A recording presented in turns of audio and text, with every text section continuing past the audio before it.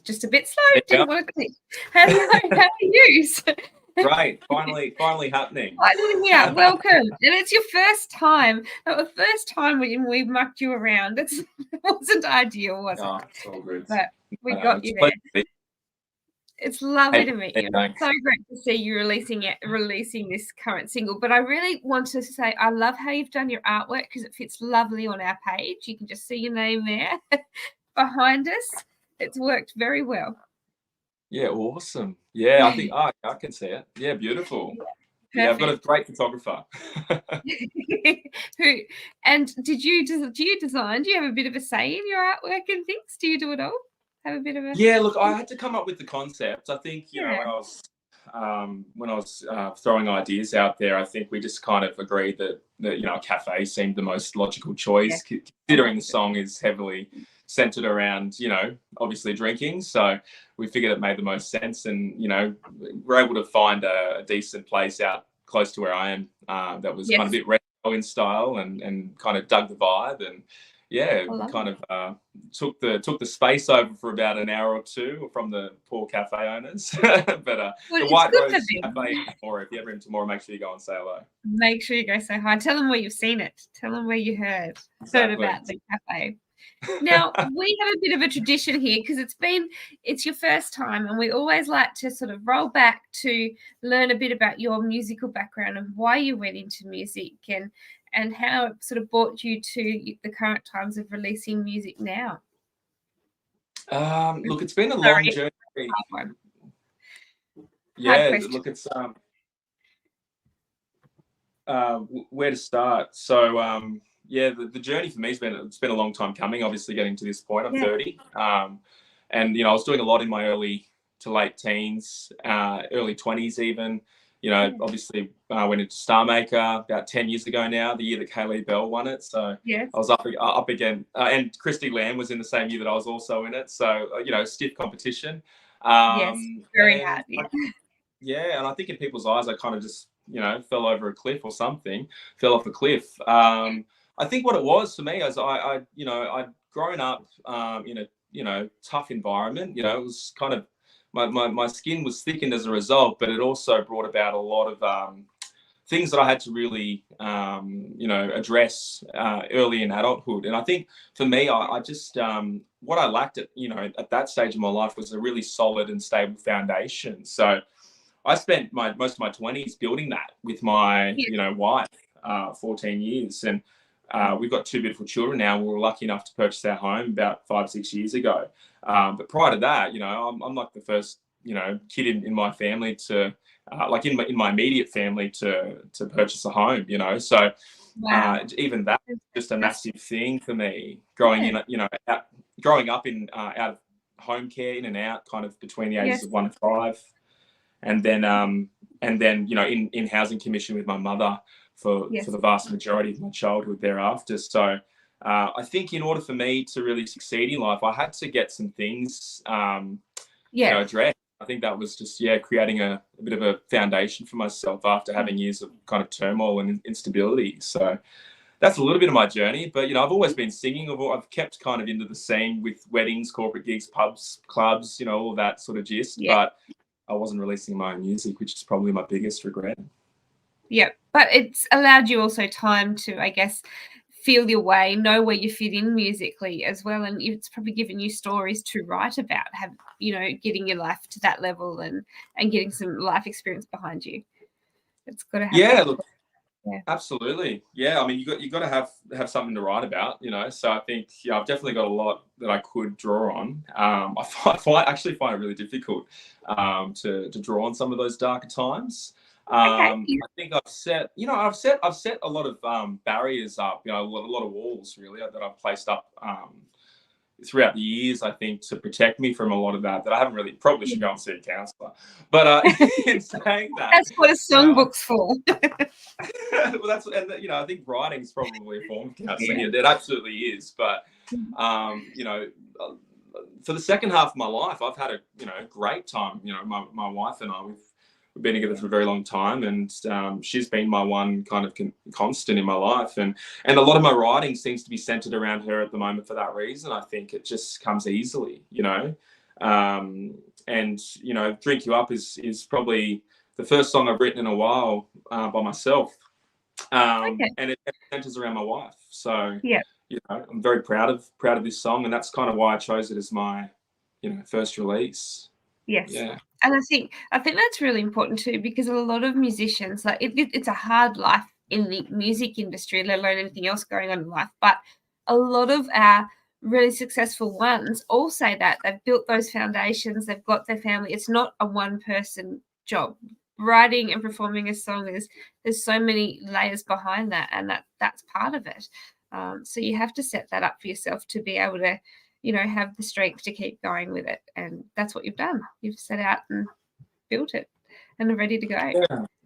Yeah, like it's been a long time coming, but you know, I always intended, I think, and I think hitting 30 really, you know, kind of made me reevaluate how I'm spending my time, you know, perhaps, you know, juggling things in the past. You know, it's been difficult with 2 young kids at home, of course. But you know, if you have a dream, you know, sooner or later it's going to catch up with you. And the last thing I want to do is hit my 40s, 50s, 60s, and look back and go, man, I wish I had done that. You know, I wish I had really kind of taken a risk and thrown myself into music. And it took me to get to my 30s to really realize that life's short, and I you know, and reevaluate my 20s and how I spent so much time not, you know, writing and not recording and not releasing, that my whole focus, 100% of my time and energy, when I'm not, of course, when I'm not, you know, fathering and working, you know, I'm dedicated towards my writing and my music. So yeah, and I'm very fortunate that I've got a supportive wife that's been able to enable that. Yeah.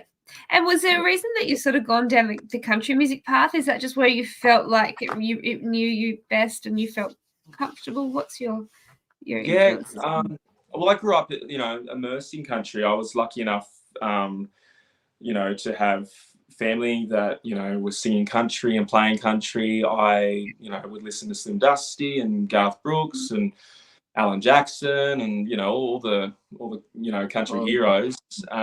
Growing up, Lee Kernaghan, you know, I used to have him on you know, through my little CD player, and I'd be in the room, you know, jamming out, pretending like I was, you know, Lee Kernaghan. So, you know, I've always had a passion for country. I enjoy other forms of music, but country's always been a place of home, and you know, it's just felt like home for me growing up. I was entering a lot of the country music talent quests too. My stepmother, who had 12 children with my father, she was the chairperson of the Leeton Country Music Association. So I would enter her talent quest that she would chuck every year, and she would also have a bus that went to Tamworth every single year, and I'd get to go and sing up in Tamworth and busk, and it just was my constant growing up. So I think that's kind of how I fell into it. And now it sounds like you're here for good. It doesn't sound like you're going anywhere. Absolutely. I think, you know, and you know, part of, I think, my 20s was a journey of discovery too, and identifying what kind of music and sound I wanted to put forward to the world, and finding my feet really, which, you know, if I had spent more time writing in my 20s, I probably would have found it a lot earlier. But you know, I think I sat down at the beginning of this year, like I said, hit that wall. It was more of a chapter, really. I think, you know, I hit that chapter where I had to look at the next 10 years of my life and go, how do I want to spend my time? And I realized, you know, I need to sit down and start writing songs if I'm going to take myself serious, and if anyone else is going to take me serious in the industry. You know, nothing lands in your lap, and you know, it's just about, I think, the drive and the determination is really now centered on, you know, what legacy do I want to leave behind, and what mark do I want to make on the world, and you know, am I willing to settle for less than you know, chasing my dreams. Exactly. And it's showing your kids to chase their dreams too. It's good influence for them as well. Now, Drink You Up, as you were just saying, is about your wife. I know that you're sitting there with your guitar. Would you like to play a song for us, and then we can come back and have a chat about the single? Absolutely. I will let you have the room and enjoy. Thank you.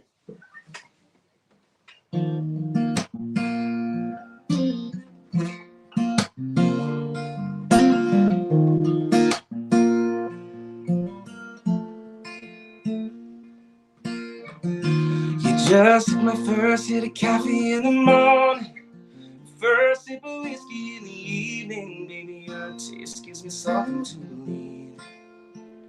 And baby, it's bittersweet whenever I have to watch you leave. At least I got someone to be needing, and I'm here most time that we need. Whenever you're at work and I'm at home, I call you on the phone and tell you that I feel alone, that I just wanna drink you up. Like I'm 3 days in the desert, no water, drink you up. But I was thirsty the moment that I saw it. Throw it out like a whiskey shot. When I'm moving at night, I just wanna drink you up. Just wanna drink you up. Just wanna drink you up. Thanks, Paula. Just wanna drink you up. Just wanna drink you up. Yeah, baby, it's just as hard as the start on every other week. I know that you're heading out with your friends, but I'm left here wanting to see. Baby, well, you feel too great. With hydration sitting in, I can never get enough. Oh, I just wanna drink you up. Like I'm 3 days in the desert, no water. Drink you up. Girl, I was thirsty the moment that I saw you. Throw you down like a whiskey shot. When I'm moving at night, I just wanna drink you up. Just wanna drink you up.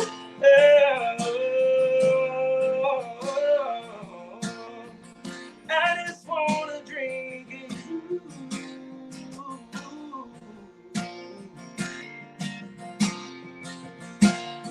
Sip your cup to my head, it's ceiling. Feel this pump strong, blood got me feeling like I'm under your spell, and I wish you could tell.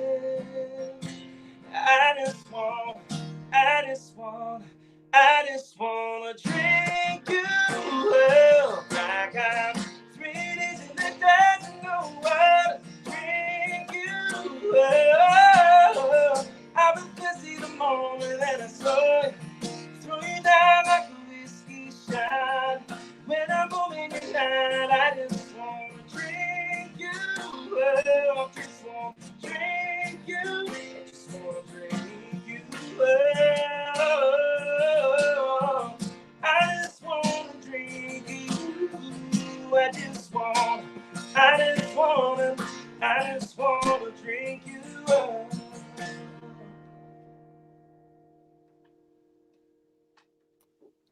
Wow.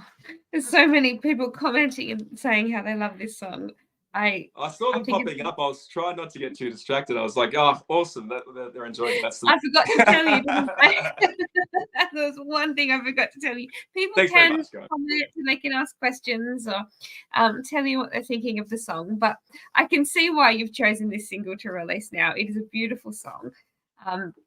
Is it one that, did you have a lot that you, over the years, that you thought you might come out with? Or is this one just the first one that you wrote when you sat down? It was actually, I only wrote it about 4 or 5 months ago. I think anything pre-2023, I probably just wouldn't release, because I'm actually, with exception to perhaps one song that I performed in Star Maker. And I think that's just because, at the moment, I've really hit a bit of a rhythm and flow in terms of my songwriting.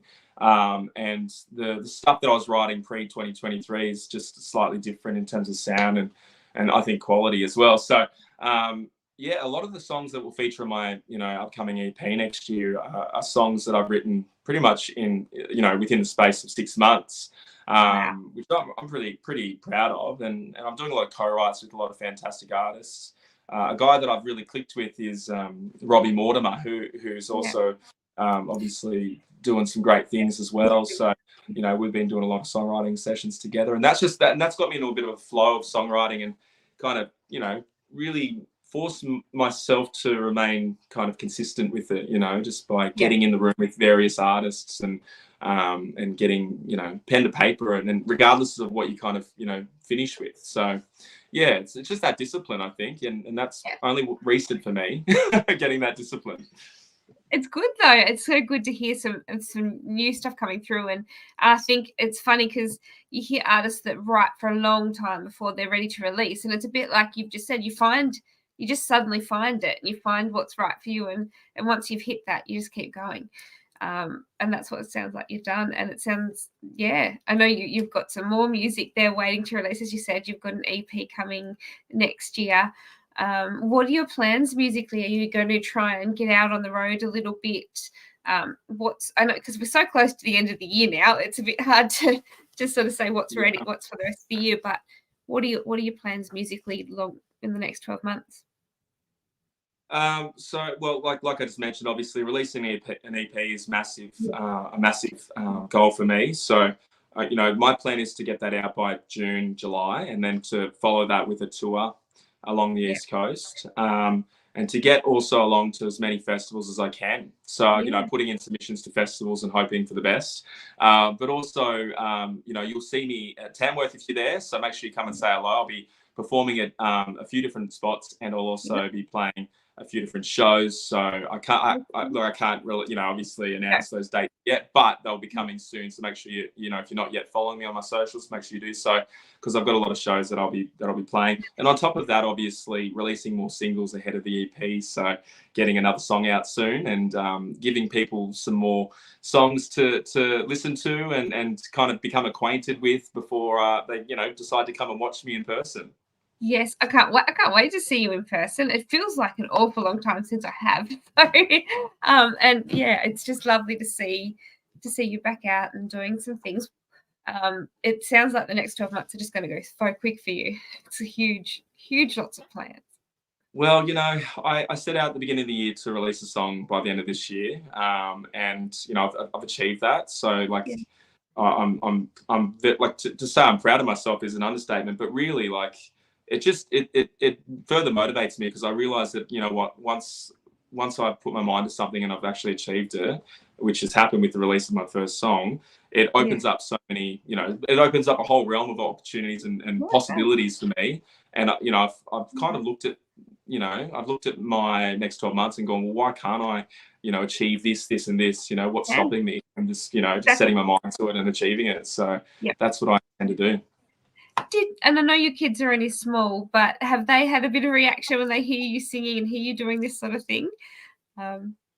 Yeah, my son's one, so he's still just mesmerized every time I play the guitar, which is lovely. Yeah, he likes it. Exactly, yeah.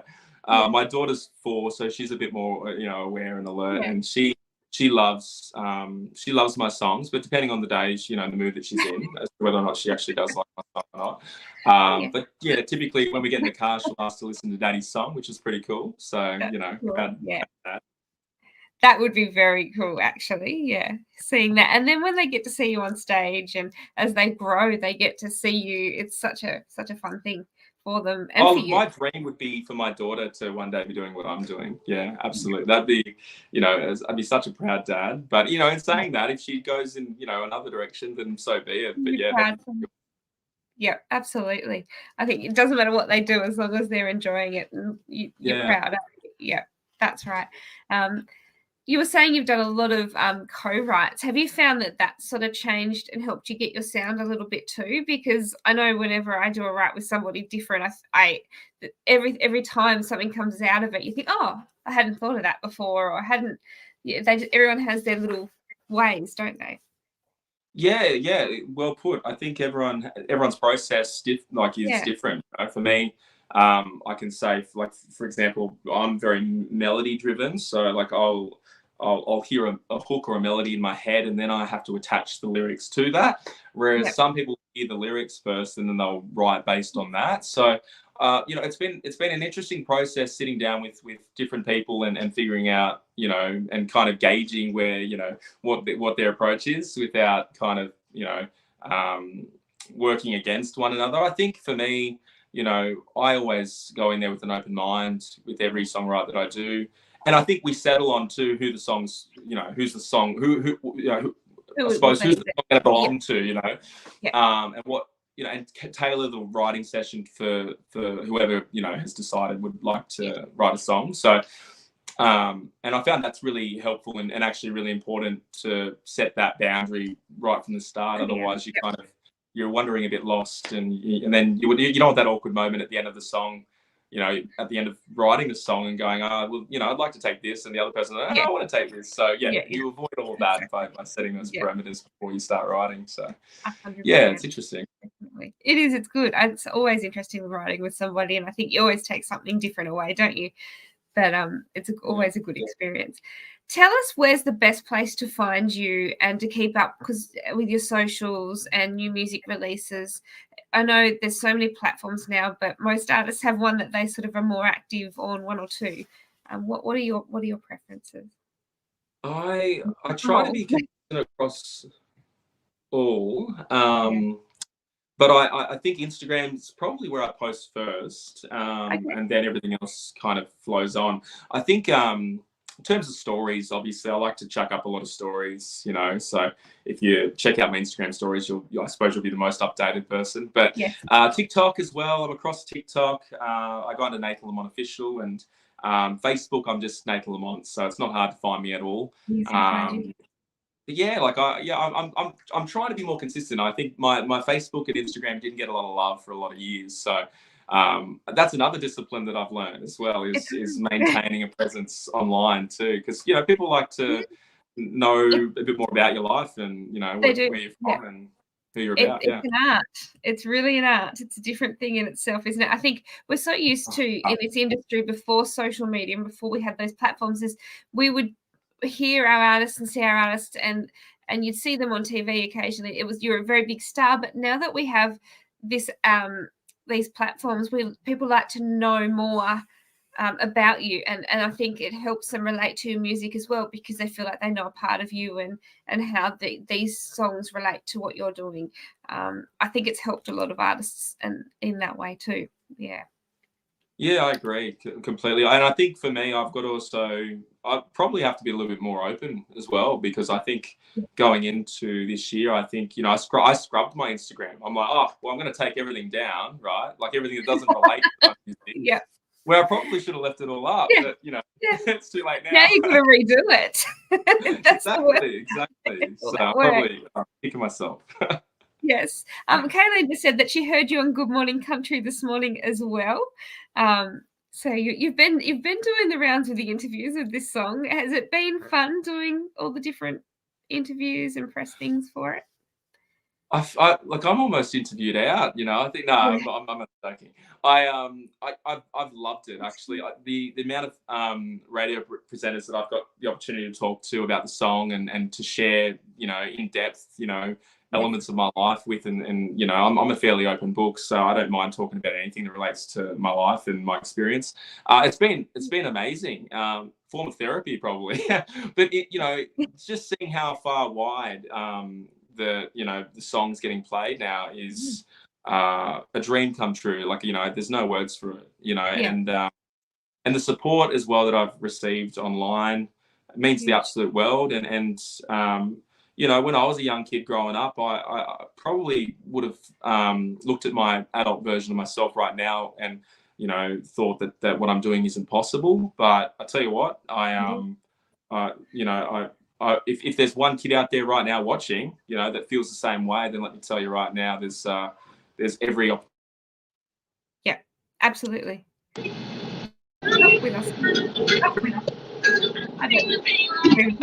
Lost that sound. I don't know why. Are you there? Can you hear us? Yeah, sorry. My wife's just gotten home with the kids because she ducked out so that you know, they could be running around me and screaming and whatnot. And she's just gotten home. So you went through my car. Sorry. Lovely. It doesn't matter. At least they've had their ice creams now. So that's it. They're all happy. That's it. Well, thank you so much for joining us. It's been lovely having you on. Before we go again, though, we might pop the slide back up with all your socials so you guys can all hop on there and follow on all. But in the comments, we have actually posted the link tree. So if there's a platform there that you want to go and subscribe to, go up to the top of the comments, link tree's there, and you can click on that and keep up to date. But make sure you subscribe on your favorite music platform so you can hear Nathan's song now and his ones as they come out, because there's more coming soon. Thank you so much for joining us and braving us here. Thank you. This was my first Facebook Live, so I appreciate you going easy on me. It's always fun, and we can never guarantee it'll run smoothly, which makes it even more fun, I think. Well, we've got it out of the way now. At least it happens. We have, and we'll definitely book you in for a chat in person in Tamworth. It'll be lots of fun, but hopefully we get to see you out doing shows before then. It'd be wonderful. But yeah, thank you for joining us. Thanks for having me, Danni. I appreciate it. Anytime. And everybody will be back, and very soon. We've got another show tonight with Brittany Elise. She's back from Nashville. She's on a tour, so we're going to have a chat to her and find out what she's got coming up for the rest of the year and when you can see her. We'll see you in a few moments. See you later. Catch everyone.